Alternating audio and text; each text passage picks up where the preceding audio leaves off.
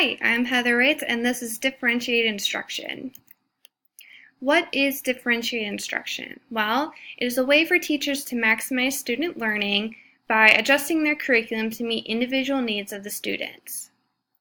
Since student needs vary for each student, there are varying strategies for implementing differentiated instruction into the classroom. It can become a challenge for teachers because student needs can vary across content area, within the content area, and across the school year. To address the changing needs of students, differentiated instruction has some general principles. The first is classroom management. Classroom environment should be inviting and safe for student learning to flourish. Students must feel safe and supported to gain confidence to reach their potential. It is a learning environment that creates the foundation for differential instruction and all other types of teaching methods. Differentiated instruction should also have a high-quality curriculum that is clear and easy to understand for not only students but for teachers. Curriculum should engage students and challenge them within their zone of proximal development. The zone of proximal development is when curriculum is challenging for students but not challenging too much that they get discouraged. Instruction should also be shaped to meet the needs of students. This means that instruction is differentiated for the entire group of students, and for teachers to determine how to shape it, they must assess their students. This assessment should be ongoing and track student progress and check the effectiveness of instruction and strategies implemented. Assessments of students should be taken at the beginning of the year, throughout the year, and at the end. Another general principle of differentiated instruction is the response to students' instructional needs. As teachers use assignments or assessments to gain information on where student progress is, it is important to adjust accordingly, such as how to apply they use assessments to determine how to apply grades, how to change their instructional strategies, and how to group students based on their individual needs. Teaching differential instruction is a constant check and balance of meeting the changing needs of students. It is a difficult thing to create a classroom that addresses each student's unique educational needs. That's why this last principle of differential instruction is important. Teachers must use effective classroom management to create a flexible classroom with clear structure. It is important for teachers to be flexible and create a classroom that allows for flexibility when there are many different educational needs of the students. Clear structure in classrooms allows students to feel safe and are able to focus on their learning. How do teachers differentiate instruction? First, teachers need to know student readiness, student interest, and learning profiles. Student readiness is the knowledge and skill levels that the students have. Is highly variable, and a way for teachers to determine the readiness level is to use assessments, have students complete self-reports, or look at academic records. Student interests are important in determining activities that promote student engagement, and learning profiles for students are the different ways that students learn. So this could include visual, hands-on, or learning by deductive means. They are also impacted by environmental factors such as lighting, background noise, temperature, or visual stimuli. The next is differentiate content. So content is the knowledge and skills students learn. Teachers may change the curriculum to teach each concept, but the concept itself remains the same. One strategy for differentiating concepts is scaffolding, which is the addition of supports a teacher applies to aid struggling students. The tasks are laid out in steps for the students, and the teacher models those steps. As the student practices these steps, the supports are gradually removed as the student masters the content. Process is the activities students complete to master the content. Differentiated process is when teachers vary the activities students complete based on readiness, interest, and learning profiles. There are many different strategies for differentiating process, like interactive journals, graphic organizers, learning centers, and manipulatives.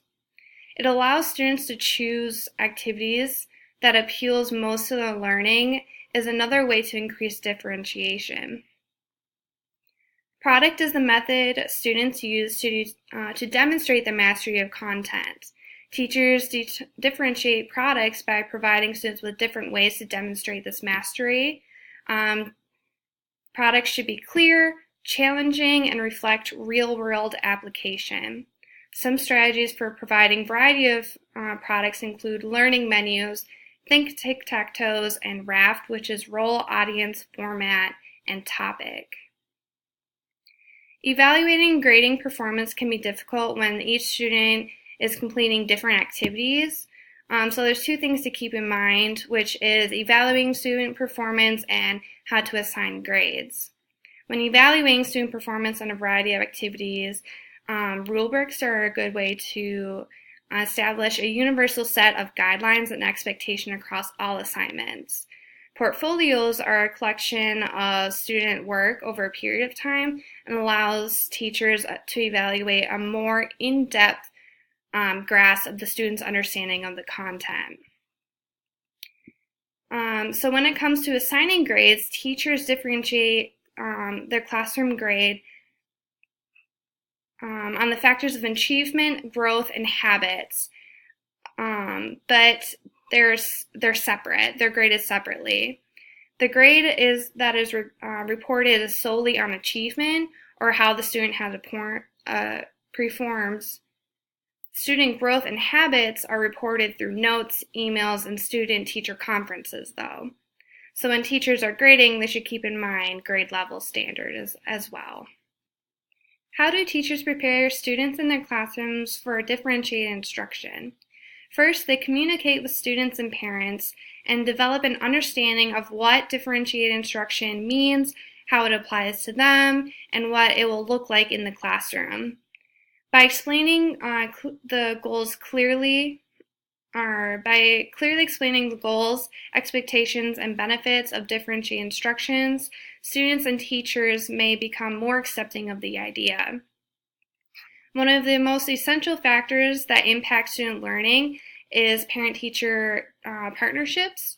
And good partnerships are formed when teachers are courteous of cultural, linguistic, economic, and racial backgrounds. They should also be understanding of the availability of parents by offering different means of communication such as emails, phone calls, conferences, and notes home. Classroom organization is essential to maximize instructional time. In differential classrooms, teachers consider flexible options, create structure, use good room arrangement. So this includes floor space, bulletin boards, wall space, and material storage. Floor space is the arrangement of desks and other furniture within the room to create a nice flow and good visual visibility of the teacher. Bulletin boards and wall space, so this should be an opportunity for teachers to provide students with helpful information such as classroom rules, examples of activities or other assignment charts. And then material storage should be organized, placed near activities that they are used for, creating good flow again within the classroom. Employing effective behavioral management is also essential. Teachers create stability and differentiate classrooms by employing the behavioral management. Rules and procedures providing guidelines for students create expectations for the behavior, and these expectations should be clear, positively stated, simple and specific, and measurable and observable. They can be posted on a bulletin board to be a constant reminder for the students. What does differentiated instruction look like in a classroom? Differentiated instruction takes many forms, and as discussed earlier, some methods include tiered instruction, varied group work, and varying student products. Changing a traditional classroom into a differentiated classroom is a long-term process and can take many years to achieve. Since there are many different approaches to differentiation, there's no clear starting point.